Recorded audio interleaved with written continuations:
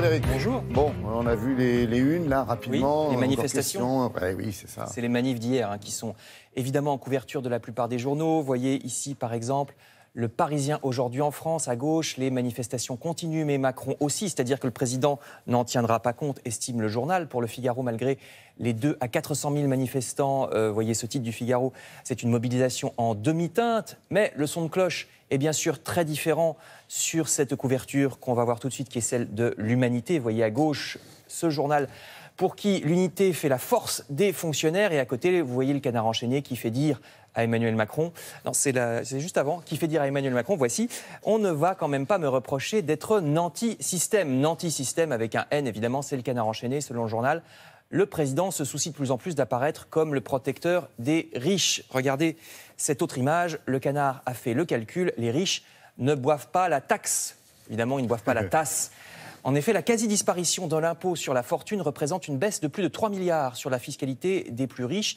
Et les taxes envisagées pour compenser sur les yachts, vous savez par exemple, ça ne représente même pas un 60e de ce qui a été perdu en abaissant l'ISF. Et pour couronner le tout, il y a une phrase de Gérard Collomb qui en rajoute dans le côté anti-pauvre. Regardez le site web Atlantico qui dit que cette phrase témoigne, je cite, de la déconnexion totale de Gérard Collomb par rapport aux réalités des Français. Il a dit, en effet, que faire 180 km aller-retour, c'est-à-dire plus de 300 dans la journée, faire donc 300 km pour aller travailler n'était pas un problème.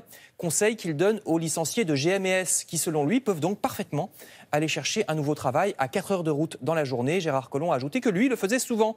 Sauf qu'à mon avis, c'est plutôt en première classe en TGV ou avec un chauffeur. Oui, ou sur l'autoroute. Voilà. Dans le Massif central, par exemple, il n'y a non, pas forcément d'autoroute pas toujours, partout. effectivement. Ouais. Et puis 4 heures de route.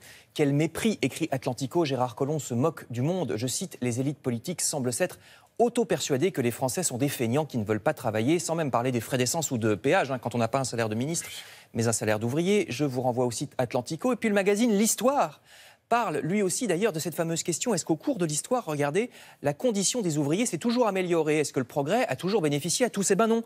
On va le revoir, c'est juste avant, entre 1750 et 1820, la taille des recrues de l'armée en Angleterre, au moment de la révolution industrielle, a baissé de 5 cm.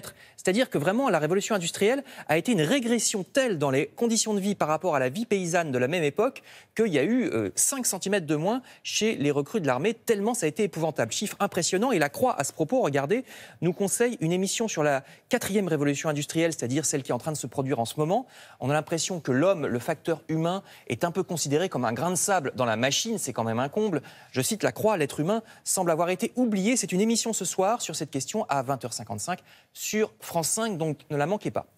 Et puis autour de l'homme, il y a aussi la nature, voyez, l'Humanité ou la Croix ou les Échos avec ces photos qui rappellent qu'aux USA, après les ouragans, cette fois c'est la Californie qui est la proie des flammes. Vous le savez, le réchauffement climatique détruit les USA tout autant que les autres pays, ce qui n'empêche pas, vous voyez dans le coin, Washington de lancer un Trump pollueur plan. C'est-à-dire que le président Trump est en train de supprimer les mesures de Barack Obama contre les industries les plus polluantes. Donc, réchauffement climatique encore plus. Alors, chez nous, le ministre de l'Environnement, Nicolas Hulot, essaye de réagir. Vous voyez, il réfléchit à une taxe contre les bétonneurs, nous dit le Parisien. Chaque année, la France perd 500 000 hectares de terres naturelles, par exemple, de terres agricoles qui nous nourrissent, à cause du bétonnage. Vous savez, les supermarchés, les zones commerciales qui poussent un petit peu partout dans nos entrées de ville sont souvent prises sur les champs de betteraves. Et un jour, quand on n'aura plus rien à manger, on s'en plaindra peut-être. Ça sera trop tard. Selon un sondage, 78% des Français sont pour qu'on empêche cette folie bétonneuse. Regardez cet exemple. Un centre commercial près de Roissy qui a reçu un avis défavorable de l'administration. Il y a trop de terres agricoles qui sont bousillées, en plus pour construire un énième centre commercial, alors qu'il y en a déjà plein partout dans cette région. Qui gagnera entre le business et la nature? Affaire à suivre. Tout ça, c'est dans le Parisien. Merci Frédéric.